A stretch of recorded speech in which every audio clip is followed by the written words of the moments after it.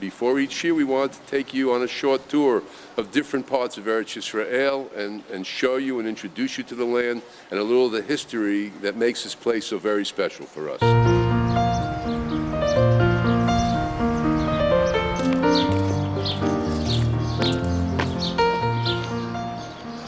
Here we are at the windmill of the world-famous philanthropist Moshe Montefiore, located next to the community that was named after him, Yemen Moshe, right here across from the walls of the old city of Jerusalem. This windmill was the main part of the neighborhood of Mishkanot Sha'ananim, the first neighborhood to be built outside the walls of the old city of Jerusalem in close to 2,000 years. The windmill was built to give the residents of Yemen Moshe a livelihood and was used to grind wheat. The great philanthropist Moses Montefiore built this neighborhood to ease a tremendous overcrowding in the old city during the mid-19th century. Montefiore was one of the most amazing figures of modern Jewish history. There's a museum dedicated to his life in the Yemen Moshe windmill. He supported entire Jewish neighborhoods through tzedakah, charity, met with kings and with sultans in an effort to help Jews in their lands, and was knighted by the Queen of England and funded the restoration of Rachel's tomb. Montefiore always brought a Sefer Torah with him on his travels, his motto being, think and thank. Always be aware of your actions and remember to thank your Creator. He lived more than 100 years, and his picture graced the Israeli 1 shekel bill. Montefiore and his wife made many trips to the land of Israel, and today's flourishing neighborhood of Yemen Moshe is but one of 5 Jerusalem neighborhoods named in honor of Moses Montefiore. We're down south today in the Judean desert at the En Gedi Nature Reserve. Here's Baruch, our tour guide. Let's go inside.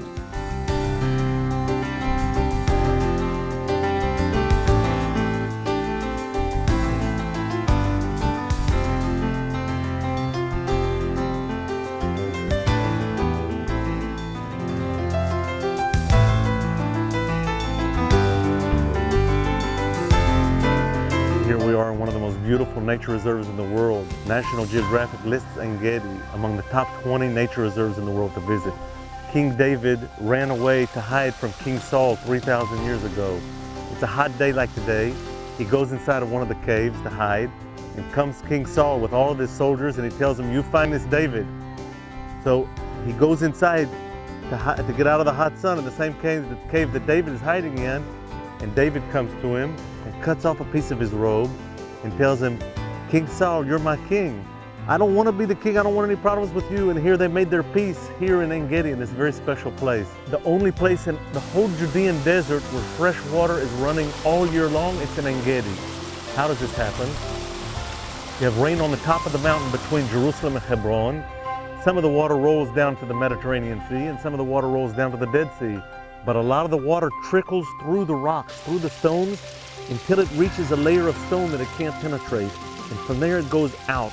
And here is the place, and En Gedi is the place where all of this water that rained 300-400 years ago, this rainwater comes out into the desert. And here we have life. In the desert you can't live, you can't have any life without water. So this is the place where we have life in the middle of the desert. This is an oasis, En Gedi, the true oasis. There are 4 springs here. We saw David Spring and Shulamit Spring. Just above us is En Gedi Spring. In the next canyon over, it's Our Goat Spring. All 4 springs have about 3.5 million cubic meters of water a year. Israel's beautiful Mediterranean coastline is today's stop as we visit the Roman ruins of Caesarea.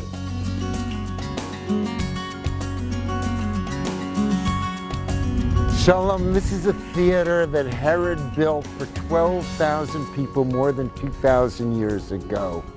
And it's the opposite of everything Jewish. Herod's personal values were the opposite of everything Jewish. He was Roman, he was Hellenistic. He had theaters, he had gladiators. He was away from the spiritual. While he builds this great temple in Jerusalem, here he builds a temple almost as great to Zeus. Let's go and look at this theater.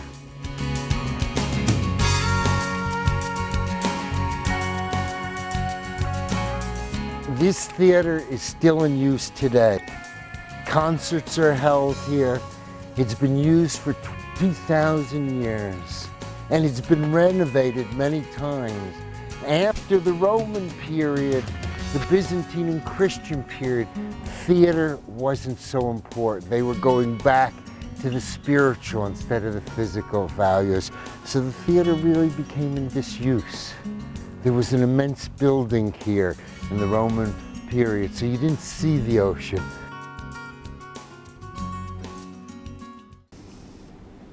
Shalom Aleichem, and welcome to the holy city of Jerusalem and the wonderful world of Dikduk. We're here with you today to share with you the roots and the understanding of a divinely inspired language created at the beginning of the time of creation, long, long ago. And we're here to share with you the insights and wisdoms needed to learn and understand that language. You know, the Hebrew is not just another language of many languages in the world. The Talmud, the oral lore of the Jewish people, tells us that the world was created with the letter He, and the heavens were created with the letter Yud. But before the heavens and the earth were created, the Talmud also tells us that the creator of the universe wrote the Torah with the 22 letters of the Aleph base and the 10 vowels called Nakudot. Why was that? Because just like when you build a building, the first thing you want to do is give the blueprint so you know what you're building and have all the parts come out in the right places. And when you're done, you turn it over to the occupants of the building so they know where to find things. Rabbi Shalom, HaKadosh Baruch Hu, the creator of the universe, said the same thing. Before I create the universe, I want a blueprint. I can create it any way I want. But I want to give something over to my children on the earth. I want them to know how it works. That was the Torah, created with the same 22 letters and 10 vowels that we're going to learn how to manipulate and use, right, to form the words of the Hebrew language of Lashon HaKodesh.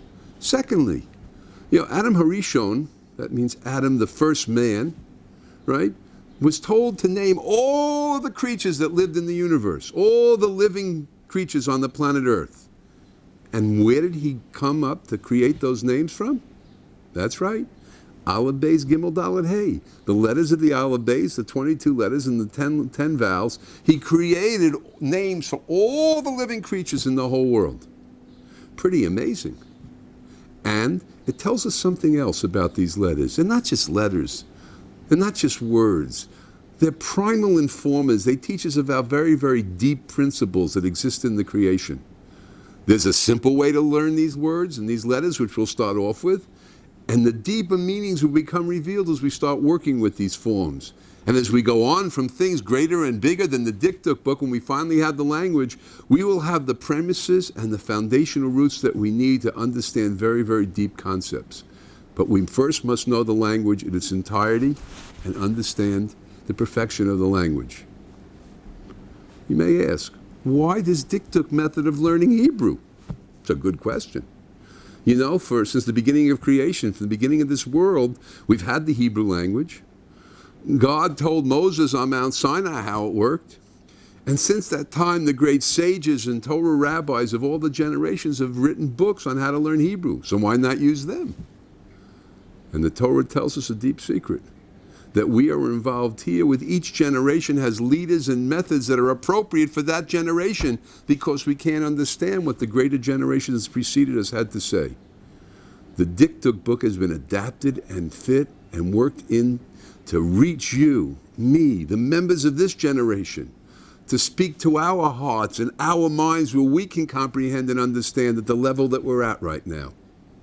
Many of the people who worked on this book were learning disabled, myself included, having a very difficult time learning the letters of the Aleph Beis, learning the vowels, learning the meaning of words, being able to read. But what did we do? We sat down and we pursued and we persevered.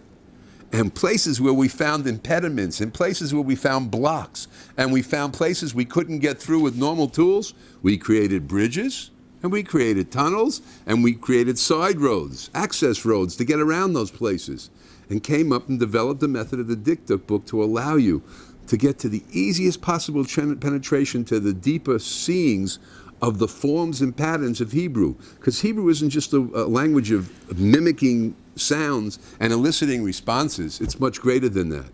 It's a mathematical expression of language. It's a combination of emotionality, and it's a combination of chachma, of wisdom, of ways to vary patterns, just like a mathematical formula that you'd learn in math. These patterns are repetitive again and again and again and convey a primal meaning. We're out to teach you not just the words and their meanings. We're out to teach you how they're derived and how the repetitious patterns keep having the same effect again and again and again with exactly the same patterns used with different basic words. That's what we're really here for. Now, who can benefit from this? Let me see, the beginner who doesn't read Aleph Beis, you've got to win. One of the CDs in this set and in the book, there's a primal learner for the Aleph Beis and the vowels in the Hebrew language that's going to be here to help you to read Aleph, Beis, Gimel, Daled, and know how to pronounce the letters when you find them in a word. Don't forget, I saw this the other day, I was thinking about it, you know. In English, for instance, you'll have many letters that have multiple sounds. A, E, all can be the same letter. In Hebrew, every letter has the same sound. And every vowel has the same sound, so you won't be coming into is that a long E or a short E or a long O or a short O? Every single vowel, where it is, has the same sound time and time and time again. Every single letter has exactly the same sound. That takes a big difficulty off your shoulders. Once you learn them, you'll know them.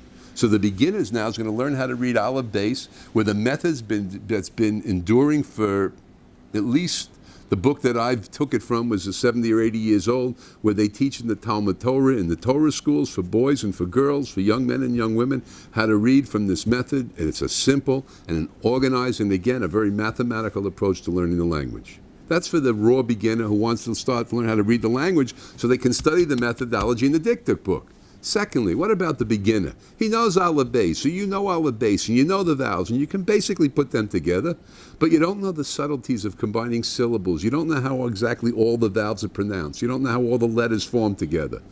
This class is certainly, the diktuk book is ideal. The first lessons in the diktuk book lead us into perfect pronunciation and being able to identify all the syllables, all the vowels, all the dots in the letters. All of this taught with relative simplicity. You'll be amazed. The minimal amount of presentation that covers the entire language.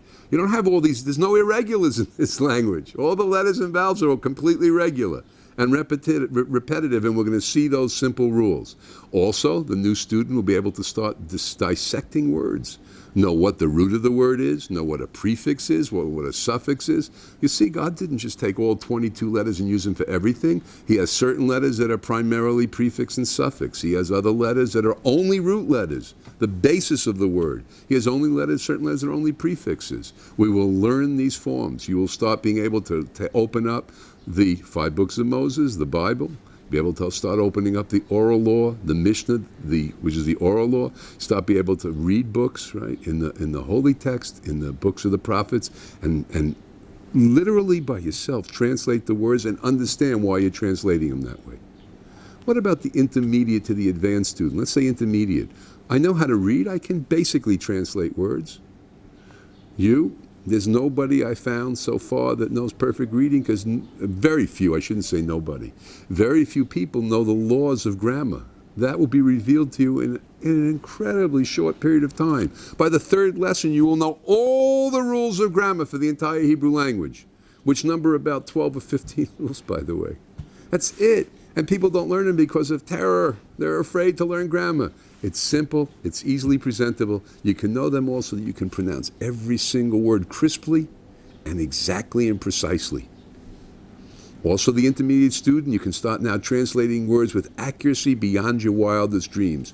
Precise translations, not only that, and know why you're translating it that way. Know whether it's masculine, feminine, singular, or plural, what every dot is and what every letter is, and what the function of every letter and every word.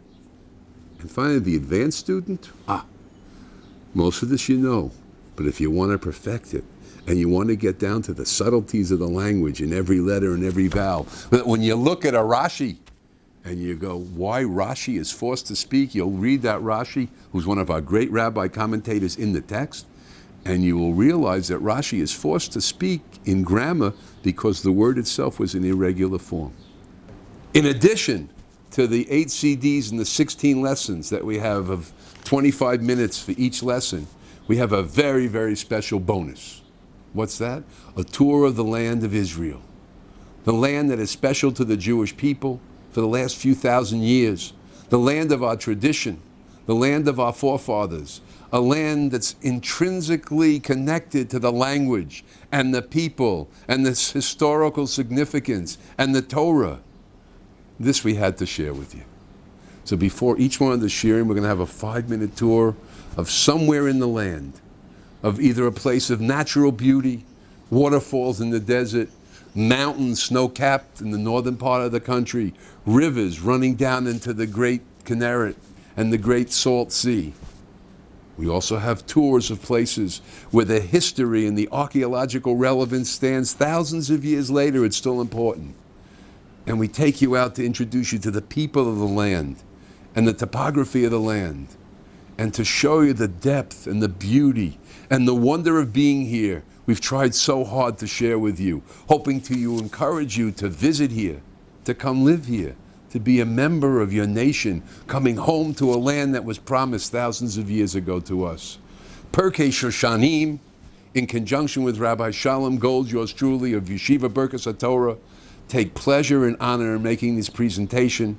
Welcome aboard, and we look to tremendous success in the understanding of the Hebrew language and the growth of your love and desire to be with us here in the land of Israel. Shalom Aleichem.